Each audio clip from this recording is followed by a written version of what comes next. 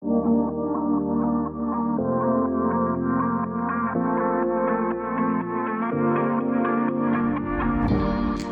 Shay, back at it again. So last time we started to really dive into the fractional model, our whys, how you get started. And all of that, I think, came from your experience as the interior designer business owner and all of the challenges that you faced. And as we talked about it more, one of the things that came up is a really unique challenge for this industry, which is that there are so many ebbs and flows you're dealing with on a daily basis. First, there's the ebb and flow of project volume. Where's my next job going to come from? Now I'm slowing down. Now leads are coming in. That's a journey. Inside your projects, this is a project-based business, and there's phase work that's going to ebb and flow what you're even doing with your clients on the day-to-day, which will all lead to an emotional ebb and flow of your kind of mental state as the business owner. So I just really want to dig into your experience with all of that, because all of that is what brought us to the fractional model. So talk to me about Shayna Rose Interiors. You are hustling. It's your first year. Take me through your mental state as the designer business owner starting out. Totally. I was probably my pants the entire year waiting on the next lead to come in. You know, like you always think that next project is your last project type of a mentality. Mm-hmm. So I think you're really in this like frenzy hustle. And that's why in the beginning, we're just closing anyway with no boundaries, not a huge thought logic around it, because you're so terrified that the next opportunity for the next dollar is not going to come. So you just want to close absolutely everything. And that's where, you know, all of those pain points from flat fees and not protecting yourself and really closing on the benefit of the client and not yourself, you know, starts to come into play. But I would say year one for me, at least, I was very cautious to spend any money because I was so scared at the time that the next dollar wasn't going to come.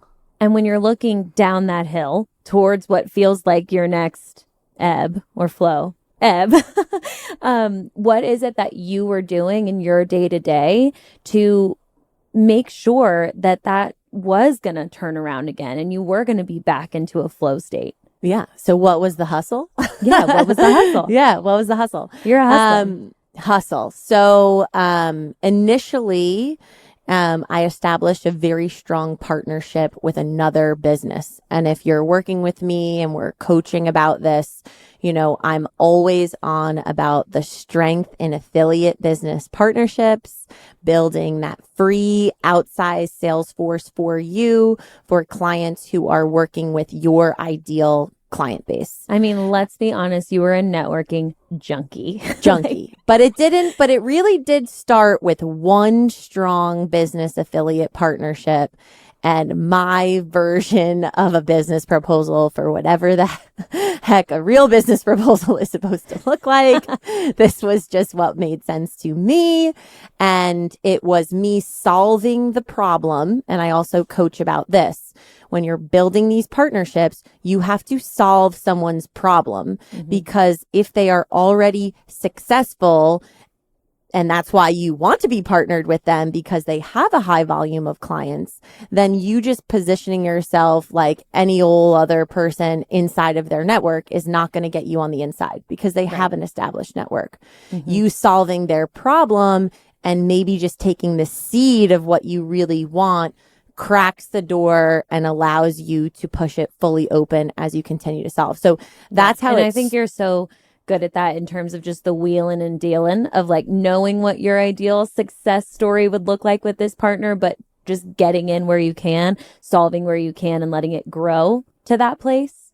Yeah. Solve the problem and take the crumb, you know, right, without any ego, take the crumb and then knock it out of the park. just knock it out of the park. And in the beginning, that year one, I did have a lot of complimentary free gives, you know, things that typically you might charge for that initial consult down the road.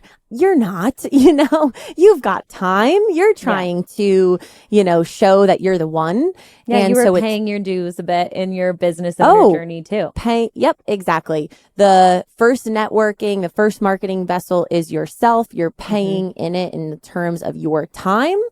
You yourself are valuable in putting yourself out there. So that first approach, if you don't have $1, yes, you do, because you yourself have a value that you can put out there and start building this network around you. So it started, I would say stepping stone one was I had this strong partnership that started to funnel me work. And then stepping stone two was I became an absolute networking junkie. Right. And in terms of solving problems, you know, challenges came from that. By the time I came to work with you, you had piles and piles of business cards you'd never done anything with, never segmented them, never put them in a CRM. Like, there's going to be ebbs and flows even within the way you're approaching the challenges in business. Yeah. You know, well, what I did was I took my crazy habit of having to buy a shot glass everywhere I went.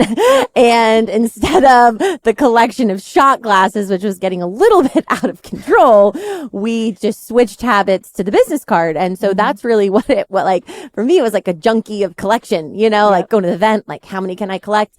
And you're absolutely right. They did absolutely nothing. They collected desks. They were just stacks of rubber banded.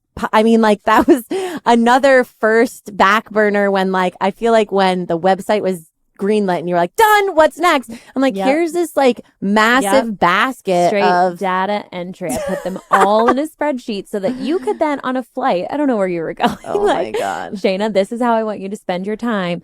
Put, you know, color code, or maybe we put it in tabs. I don't even remember. I couldn't even complete the assignment. After 3 hours, I was like, no, we're done. Like, this is ridiculous. I'm not tagging these. I'm like guessing at certain things. Right. We're getting over it. So lesson learned. As you're building contacts, if you're collecting business cards like me, at least write a tag on the card to understand like who that person fully is.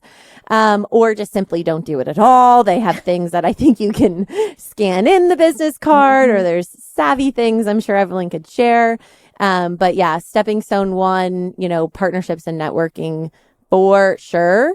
But if you don't do anything, you have to network with a strategy. So that's kind of like the lesson through this like year one.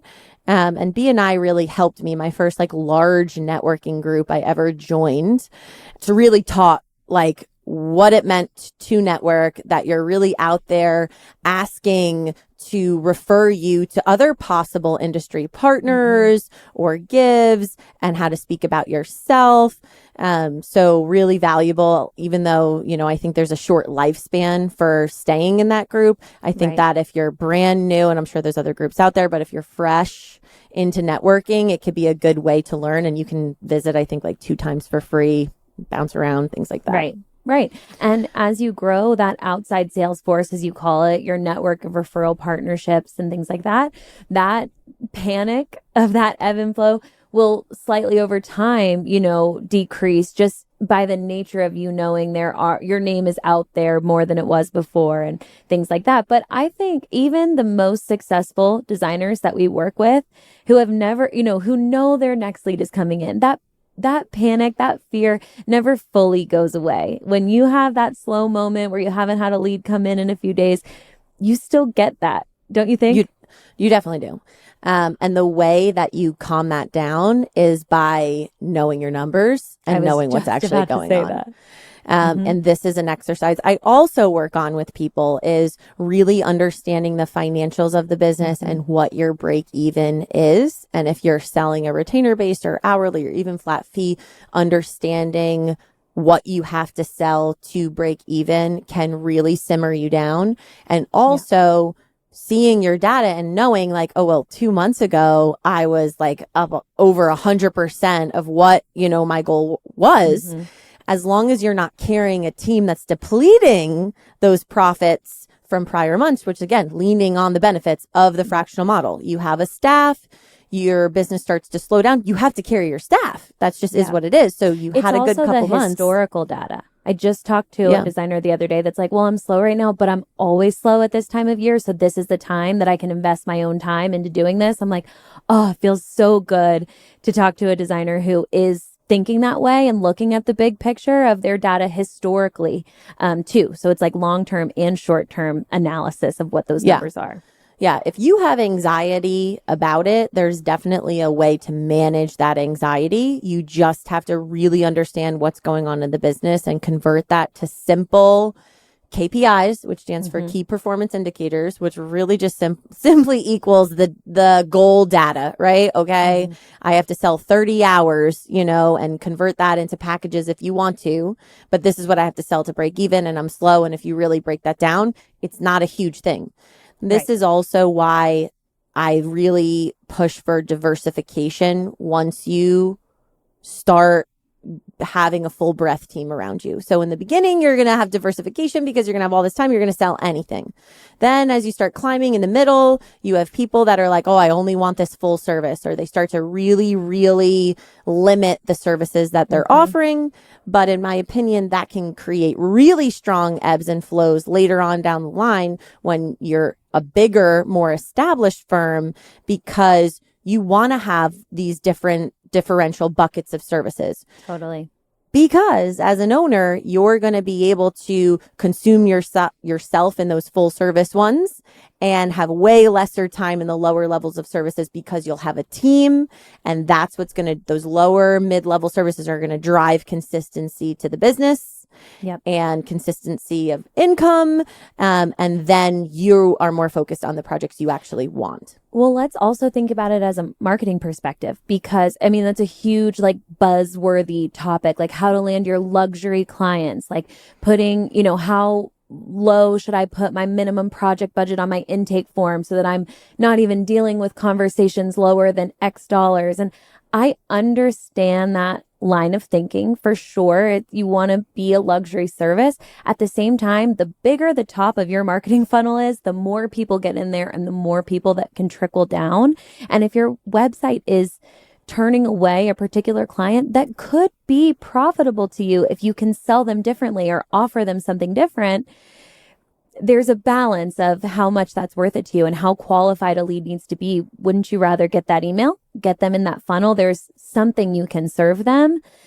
That's another, I'd say, challenge in this that designers face as well. I totally get it, because if you don't have a team to back you, a full breadth team that genuinely you can pull yourself out 80% of that project and really just say that 20% higher level, which is as far as I say you can go. You cannot go any further out than 80. And in your full service where you want to be served, that's probably like 50-50. You're way more emotionally invested on that side and tight with the client. But when you can trust your team and you have processes in place, I see, there's usually a change of like, okay, now I can open the door for these services.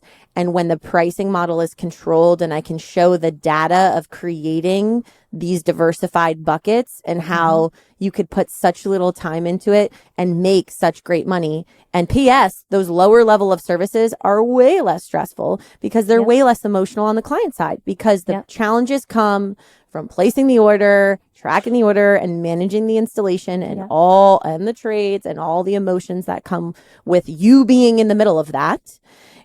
So I do see a change, again, it's about that team structure. So I totally get it.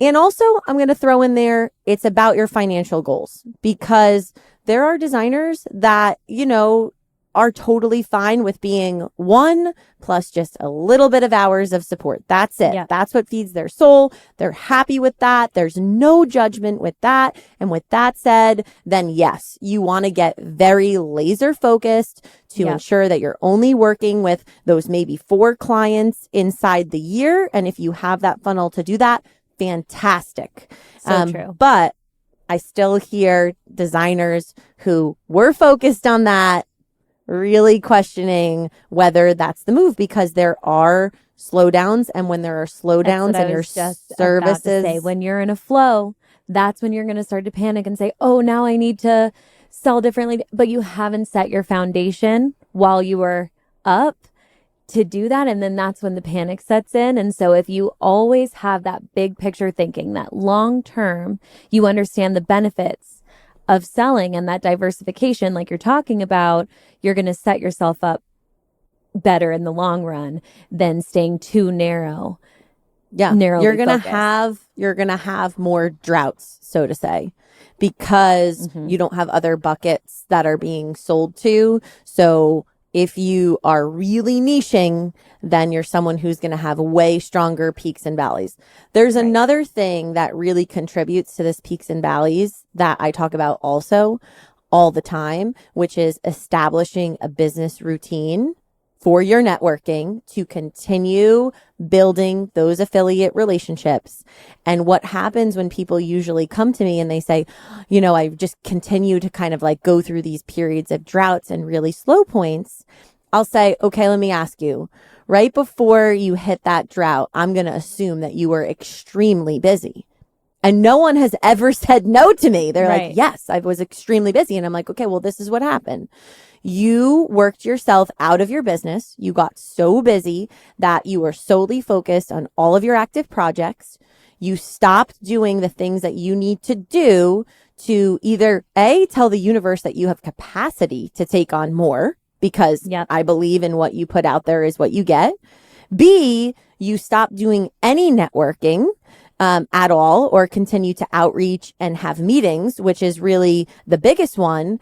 And C is your follow up and your relationship with your existing surroundings, because if you start ghosting them as well, they're also leading to assume that you have no capacity or potentially could have concerns and it to happens introduce. On the marketing side too. Were you doing any of your ongoing? That's the first thing that falls off for these designers when they're busy. And if they don't have that support around them, when's the last time when you are crazy, crazy busy inside of your biggest flow as a business, are you posting on social media? Are you? No, like you're letting that go, but it all contributes to what then feels like that crash after that big boom. Yeah. Consistency will lead to consistency. You may not feel it automatically when you first start going. In fact, you definitely won't feel the progress of that consistency when you first start going. But I bet my life on it that if you stay committed to it and you turn around, even when you don't want to do it, you're going to be grateful for it. And that's a testament also to, you know, the marketing strategy that we executed. I mean, 40 Biz, you have 40 Biz on first page, like 3 down or something like that because of the sponsors. But we don't pay into Google ads. We're not paying into sponsors. We're not paying backlinks. We're not paying anything outside to help our SEO. The reason it's there is because we said this from the start, that consistent efforts over time will reward us. Right. And even if, you know, whatever was going on, we didn't back down from that strategy. And now you're, 5 years in or whatever the case may be, we get Google leads. We get people from Google. But when you are solo and you are in that crazy busy period, are you putting that blog up that week? No. And we get that. It's no judgment. It's just, it makes perfect sense. It's like Shayna always says about your brain being the smartest piece of technology. It knows that's the thing that can go, that doesn't affect your active clients or how they're experiencing you and your services. It makes sense. But with a team around you, that consistency will pay you back. And if this needs to be that sign that reminds you that these things are important and they do play a role in your long-term strategy, let this be that sign.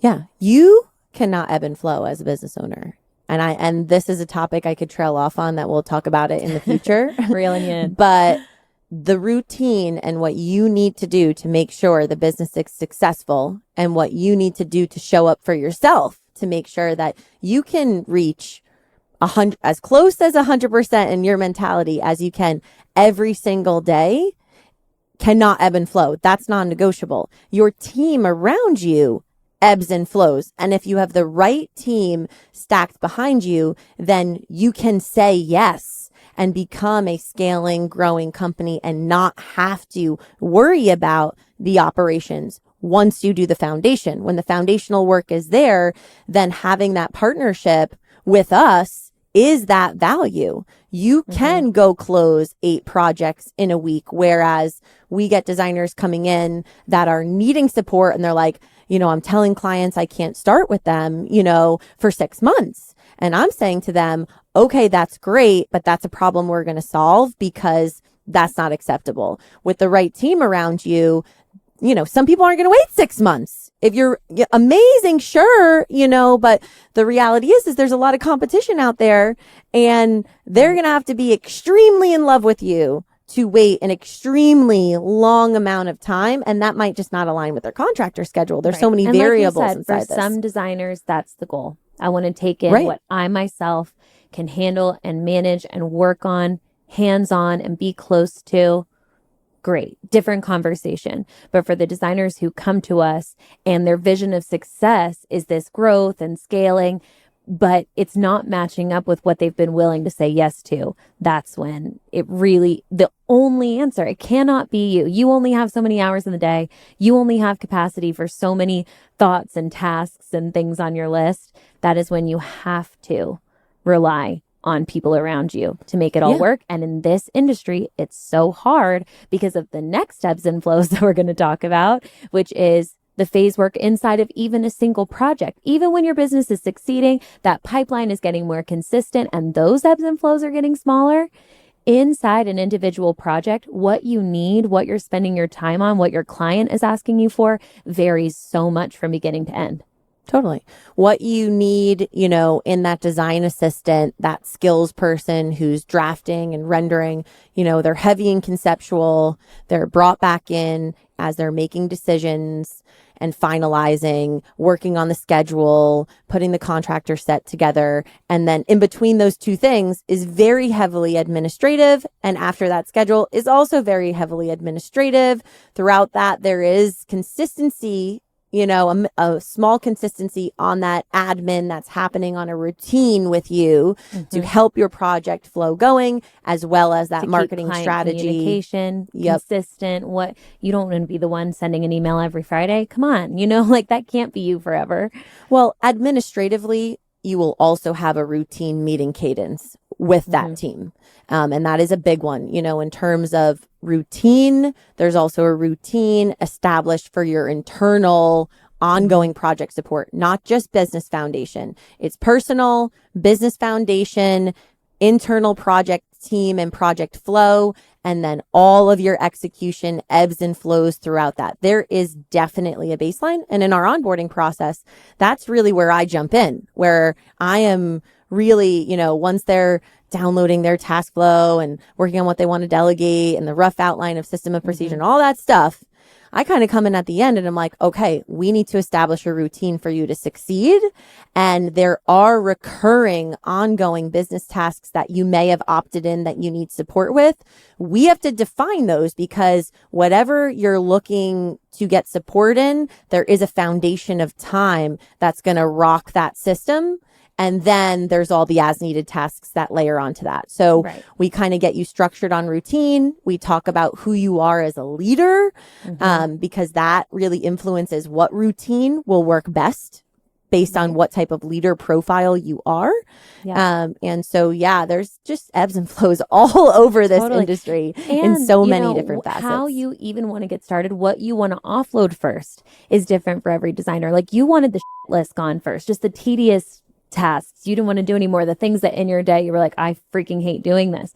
Some designers come and it's more about skill set. I want to be able to offer this, but I know I'm not the most efficient at it. Or what even, the decision making of where to start and who to put you around you is different based on you, your day to day as the business owner, what you love or can't stand to do, and what you feel is your super strength and your lane where you want to stay. Yeah. And the ebb and flow and the curveball we haven't even discussed is the ebb and flow of needing to continuously build and work on your business foundation. Because if we're doing all of this successfully, we're ebbing and flowing in this incline direction. And as we're inclining in this direction, You as the business owner have to continuously work on foundation. It's like the most spazziest time usually. I mean, like, let's just be real. Like my brain it's the spazziest feeling that I myself personally am working on calming myself through these times. I feel like we're just sort of like falling off my spaz attack. Times I've said to you recently, like, oh, Shayna's on one, is really going down. Like this, it's because totally.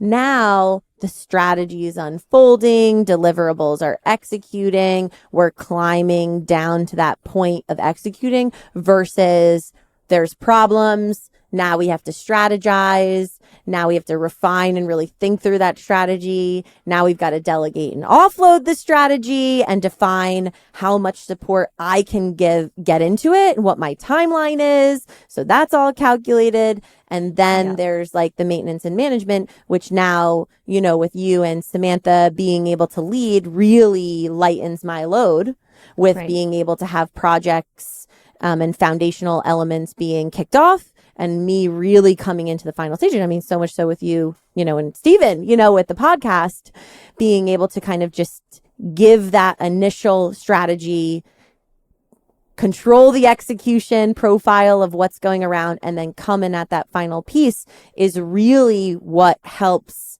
on that high level perspective simmer. Mm-hmm. But I think inside problems and strategy, it's just natural. And that's why having a really good strategic partner to help you simmer through the conversation and kind of clarify and organize thoughts is helpful, you know. And when you're in the panic stage, which will, again, maybe we should think of a different word than panic. I feel like it has such a negative connotation, but when you're in that high frequency, I love high frequency. That. When you're high frequency, that is when I think you have the least clarity. Sometimes, you know, because so many business owners are like those big picture thinkers. It's like, it's all up here, and having someone who has experienced this, who can speak about it, who can bring you back down to outline the priorities that actually make sense based on what you're facing, and not having to do that alone anymore is such a good way to simmer as well. And sometimes, you know, what I found in coaching, and there's two ways to do it. You can do it on your own, or you can do it inside of like vomiting it to someone and having us try and help clarify what's going on. But, you know, sometimes it takes 3 different, you know, conversations to really arrive at what the goal is. And like initially we're thinking this, and then we kind of speak again, and the designer's brain has time to kind of like think about it. It adjusts, and then it happens again. It's the same thing we talked about, like the 11:30 paper plate sesh. But the reality is that session, which is our growth marker right now that I was solving, actually had 3 different independent dumps. One was on the paper plates, the other one was on the vibe board, and the third one I'm staring at right now, which is literally a stack of papers basically all the same strategy of needing to go through it. But every time I went through it, my brain just got more organized on it, more organized on it, and more organized it. And the high frequency comes from knowing there's a problem to solve and knowing it's going to be so much better after we do it, but also an investigation. Because when you have a large team, you've got to talk to your team before you truly implement. And then also you have to kind of test it out. Like we changed our onboarding process to strengthen it, and we didn't change any pricing. We just basically told the newest clients coming in, they were going to have twice as much executive time throughout their onboarding process. Full transparency. We're trying out kind of shifting things around. We learned from that. We've now are refining that, and now we're locking it in. So it's a very long process and workshop. You're going to do it with someone, or if we're just not there yet, my advice is do it on your own multiple times, multiple different sessions. When you're in high frequency, like take it from your brain to paper. You know, the chapter took her 5 days because she was rewriting everything before writing what came next. And I think that is kind of the analogy for what you're talking about. It's just iteration. Yeah. And it's iteration. Yeah. And it's trial and error. It is genuinely trial and error because we can control our side, but we can't control client feedback. And so based on the client feedback in our new onboarding process, we're kind of removing one meeting because we're like, meh, some people didn't need it. Some people do. So we'll just have to, offer it as an extra, because for the people who didn't need it, it kind of wasted a waste of time a little bit. Yeah, exactly. So that matters in process as well. You're going to have team feedback. You're going to have client feedback. You're going to have your own internal feedback for how that feels. And as you grow and evolve, you're layering in more and more elements. And for me, I feel like it's always the challenge of time, the strategy of like, there needs to be more layers in, but I don't need it to stack more time. And so what's the middle ground kind of solve of that? So there's just ebb and flow of business foundation, baby. So that's another one we got to deal with. And when that's on a high, that's pulling you away from the business or inside of your projects more. Right. So you're working on your business, which is essential. That's where you really are irreplaceable. Inside your projects, there's much more support you can get. But to be yourself, your brain, your visionary for your business, that is where definitely we can support you, but we can't be you, Yeah. And also what I'm going to put in there is regardless if you're the person who wants to stay very small, just yourself, or you're a person who needs a team or wants to grow and develop a team, I would still say that small person, you still want to put people around you because it goes back to me breaking my pelvis where the unexpected can happen, or you simply just want to take a vacation. You have a maternity leave, life just health simply issues in your family, whatever things are going to take you away. Many things. And you don't have to carry a huge team. You might, having someone 5 hours a week to support you on the things that you don't want to do, but also is slowly kind of understanding what's going on in your projects. So you have someone who can communicate with clients. And reality is even if they can't do all the things, having someone who can simply just clarify expectations with clients and communicate is really all people are asking for. Like, really, that's it. Having a level of understanding. I mean, how many times have we jumped in to critical conversations on the behalf of designers for their clients because they have so much anxiety, they're panicked, things are going sideways, and we jump into conversations that we haven't even been a part of the project. And it's like, no, they go great. It's like, guys, we have all this anxiety for no reason. All we need to do is establish communication. And if you said you were going to get something done and something happened and you couldn't, just communicate it. Like they're humans as well. Right. And having that person, even if you're not wanting to grow that far beyond yourself, is going to help your emotional journey of consistency to feel like you have a team there to support you when you need it. So in terms of your journey now, Shay, from that true solo to growing the team of Shayna Rose Interiors to now dual business owner with 4D Biz and the much larger team that we've built there. Is there anything that you have learned from your ebbs and flows through all of that you would just definitely want someone to hear in this conversation? Good question. Ooh, Definitely I love when you say that. Want them to know about ebbs and flows and challenges. I mean, the only thing I can kind of speak to is like how long this foundational journey truly is. I would speak to that. I feel like if you're in a consistent state of growth, you should anticipate that it never stops. That's my assumption. Don't know, Right. I think we're at Maybe this. one day you'll be sitting at the top of the mountain like, I was wrong. I'm done now. Yeah. I just feel as if we are closing in on completing the foundation of all the leaders. But if, being in a consistent state of growth doesn't mean just division of leadership.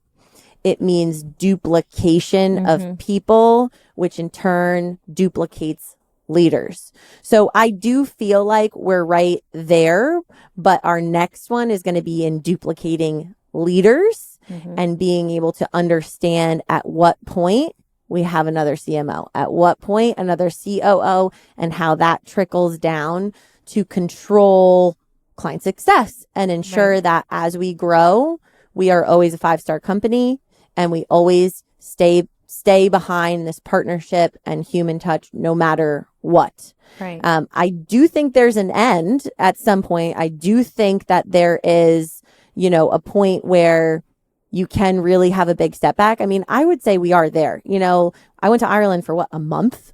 Yeah. We really challenged the team and even challenged myself not to check in.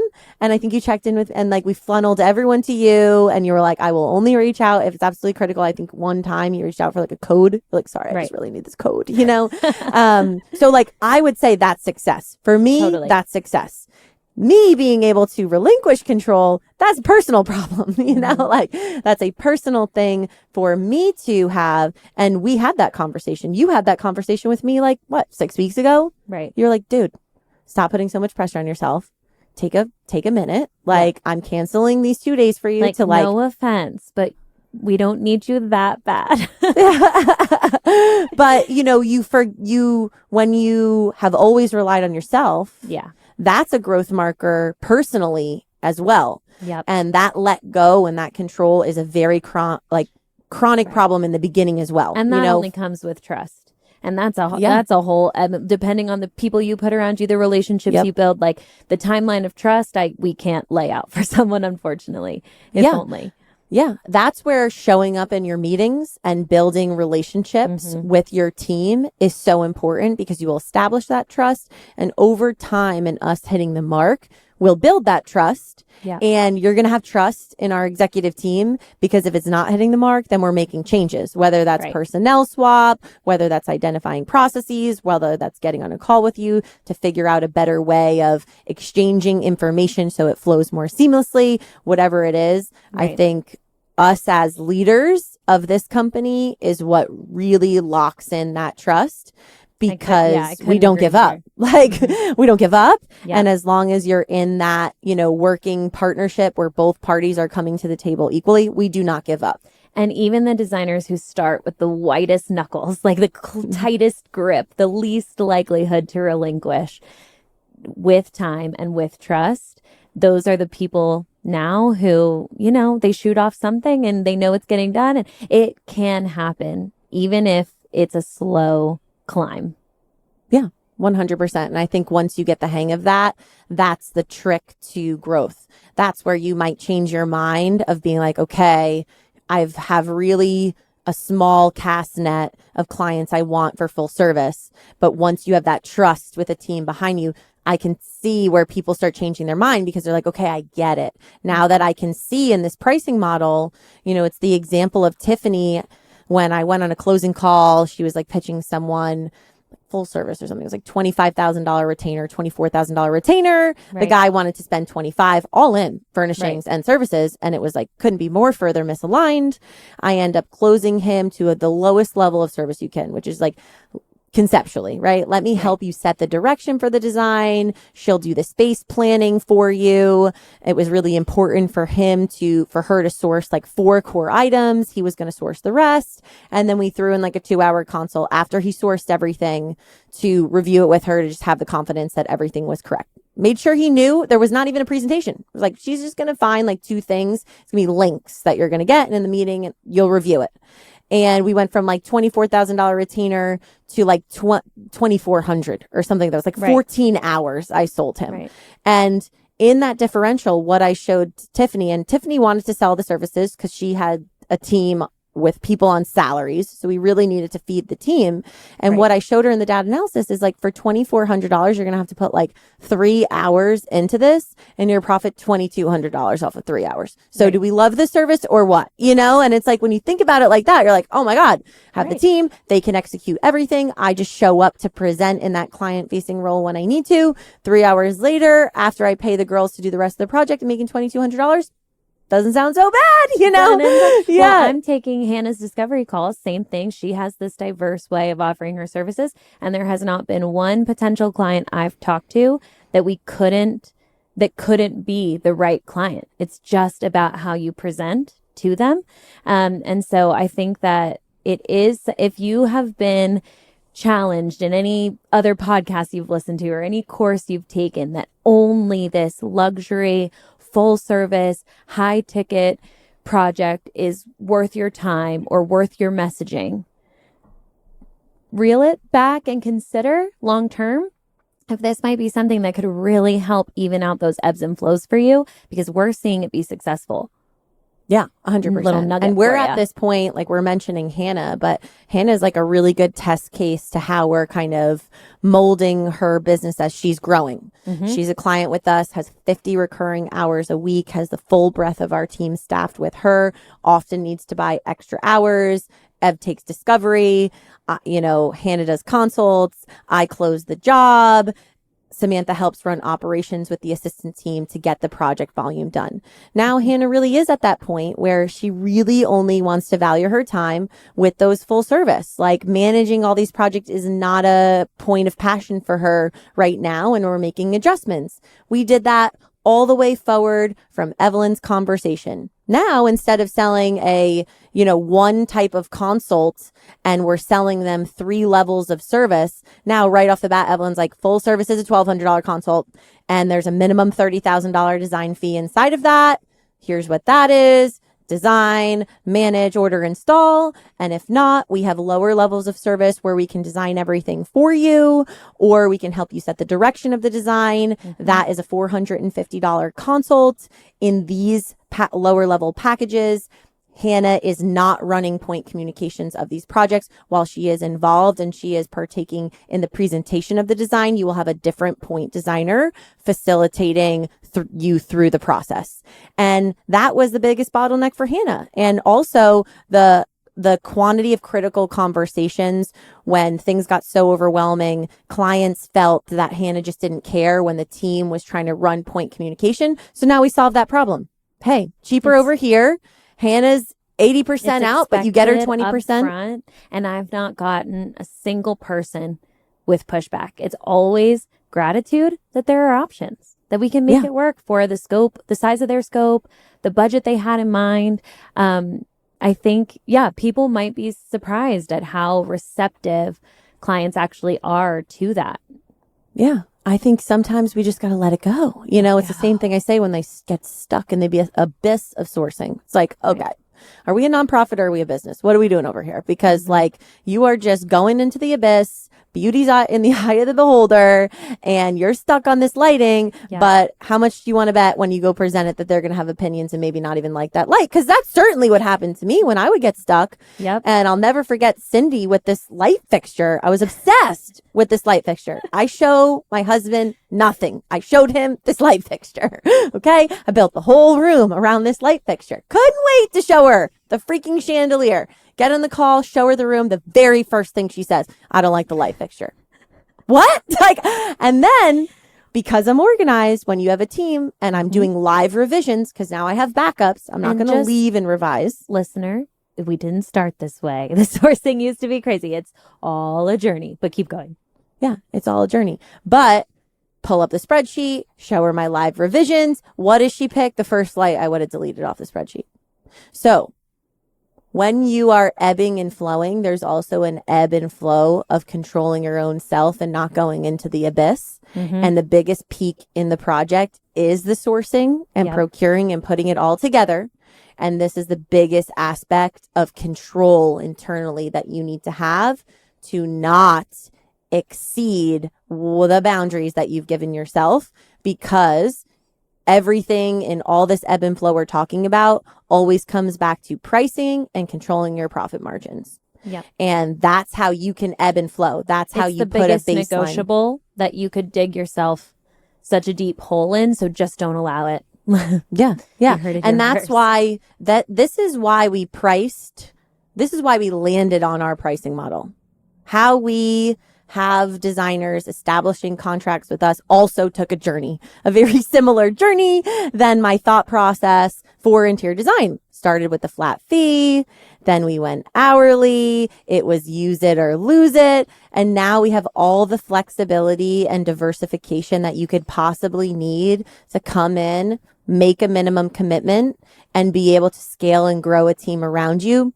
With flexibility amongst all the strengths because of all these ebb and flows that we just talked about. Yeah. You have the consistency of needing 5 hours of support a week. Okay. You can use that 5 hours, either all 5 hours one week with an admin, all 5 hours another week with a designer, or any exchange amongst that. And then you have a month where you're crazy busy and you're closing, but you don't think it's going to be consistent. We let you go buy a batch of extra hours outside your contract to help you through that peak. And if you're slowing down and you have that tighter month, we have all this diversification to say, hey, it's not a use it or lose it. So don't even stress. If you don't need those 5 hours in that week, it's going to start to accumulate for you to use in the future when you have a peak. Right. Or use it with our marketing team. Let's try to get that momentum going again. Or convert it to the executive team so you can get some coaching support and convert those dollars to a higher tier of service, which a slowdown is always a great opportunity to work on foundation. But also because we also genuinely care about your financial well-being, because I feel like that was a miss from my first coach. And that really is a trigger point that stuck with me. We're saying things get really tight. Pause your billing for 30 days. You still have your services. Use your bank of hours. If we see you accumulating a lot of hours, we might recommend that. Like, hey, we're banking a lot of hours here. Let's pause your billing for next month and use what you've got in the bank. We definitely don't want you suffering, but any balance of those hours likely would be recommended to start working with me, Evelyn, or Samantha to help you get a routine into the business so that you can start maintaining a baseline of volume. You're always going to have the ebbs and flows, but there is consistency you can obtain in this industry. Yep, absolutely. I feel like this is a perfect time to start wrapping up, but just to leave it with, realistic expectations are the key to happiness. That's my personal mantra. And this business is project-based and there will be ebbs and flows. Expect that, but with the right team around you, with the right mental energy and consistency, you can still feel really good inside of that and ride those waves in a way that keeps you balanced and consistent as the business owner. And that's what we want for you. So if you're interested in how 4D Biz can help you achieve that, please go to 4designerbusiness.com and schedule a call with us. Couldn't say it better myself. Lock into that routine. You got this, guys. As we wrap up today's episode, we hope you're feeling encouraged to embrace the natural ebbs and flows of your business. Remember, consistency, flexibility, and the right support can help you ride out the valleys and make the most of the peaks.